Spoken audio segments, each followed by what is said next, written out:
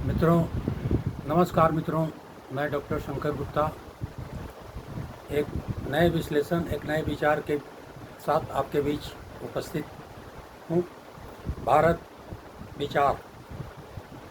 भारत विचार एक नई सोच की प्रयोगशाला।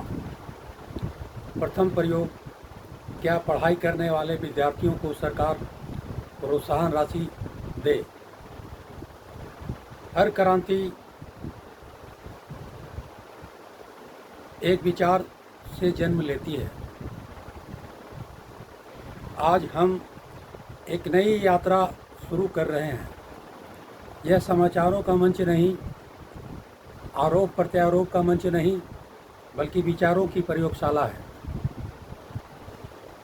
कल्पना कीजिए, इस प्रयोगशाला में हम केवल समस्याओं की चर्चा नहीं करेंगे, बल्कि ऐसे समाधान खोजेंगे जिन पर देश खुलकर बहस कर सके। आज का पहला प्रयोग शिक्षा पर है। कल्पना कीजिए कि भारत सरकार घोषणा करे कि जो भी विद्यार्थी 75% या उससे अधिक अंक प्राप्त करेंगे, नियमित उपस्थिति रखेंगे और अनुशासन का पालन करेंगे, उन्हें हर महीने एक निश्चित प्रोत्साहन राशि दी जाएगी। यह नौकरी का वेतन नहीं यह नौकरी का वेतन नहीं होगा, बल्कि शिक्षा के प्रति समर्पण का सम्मान होगा। पहला प्रश्न उठेगा, देश के पास इतना पैसा कहाँ है?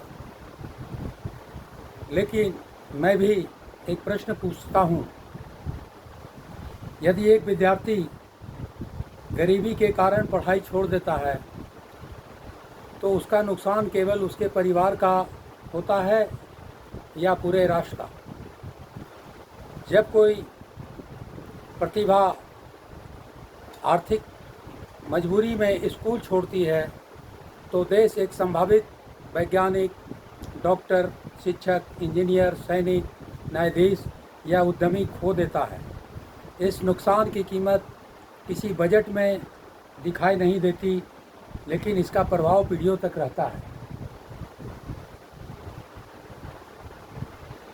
इतिहास बताता है कि जिन देशों ने शिक्षा को खर्च नहीं बल्कि निवेश माना, वे विज्ञान, तकनीक, उद्योग और नवाचार में आगे बढ़े।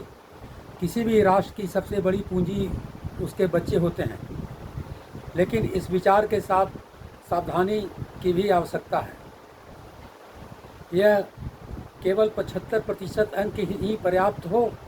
क्या उपस्थिति, ईमानदारी, आर्थिक स्थिति और सीखने की प्रगति जैसे मानदंड भी जोड़े जाएं?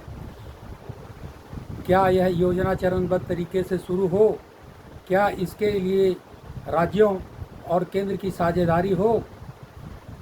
यही प्रश्न इस प्रयोगशाला के असली विषय हैं। यहाँ किसी विचार को अंतिम सत्य नहीं माना जाएगा। हर प्रस्ताव पर तर्क, प्रमाण और सार्वजनिक चर्चा होगी।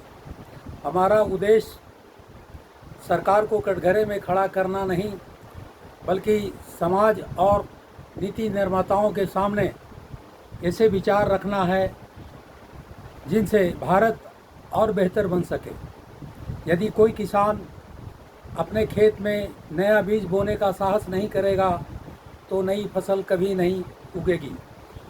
ठीक उसी तरह यदि समाज नए विचारों पर चर्चा नहीं करेगा, तो नए समाधान भी नहीं मिलेंगे।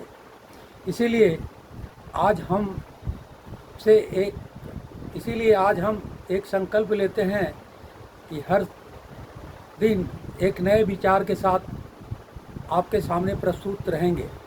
हर विचार पर तथ्य आधारित चर्चा, हर चर्चा का लक्ष्य राष्ट्र का निर्माण।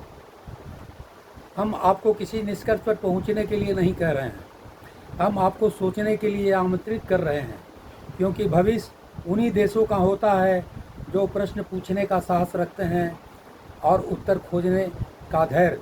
याद रखिए, विचार जब जन्म लेते हैं तभी इतिहास बदलने की शुरुआत होती है।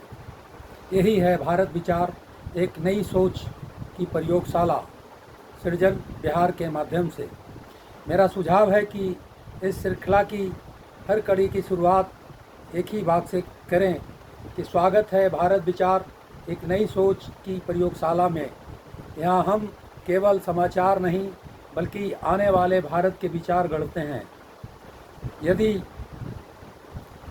यदि यदि यह पहचान लगातार बनी रही तो समय के साथ दर्शक आपकी शैली को और पाठक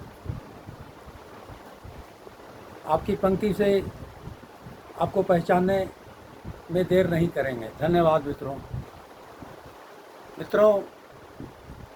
मैं उद्घोष में सिर्फ यह कहना चाहता हूं कि स्वागत है भारत विचार मंच एक नई सोच की प्रयोगशाला में।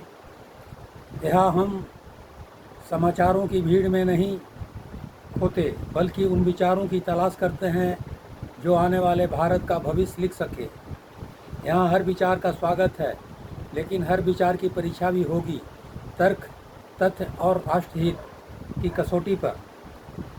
समापन, याद रखिए, इतिहास तलवारों से कम और विचारों से अधिक बदलता है। यदि एक विचार करोड़ों लोगों के जीवन को बेहतर बना सकता है तो उस पर चर्चा होना ही लोकतंत्र की सबसे बड़ी ताकत है। मैं हूं शंकर गुप्ता और आप देख रहे हैं भारत विचार एक नई सोच की प्रयोगशाला। अगले प्रयोग में फिर मिलेंगे मित्रों। नमस्कार, धन्यवाद दोस्तों।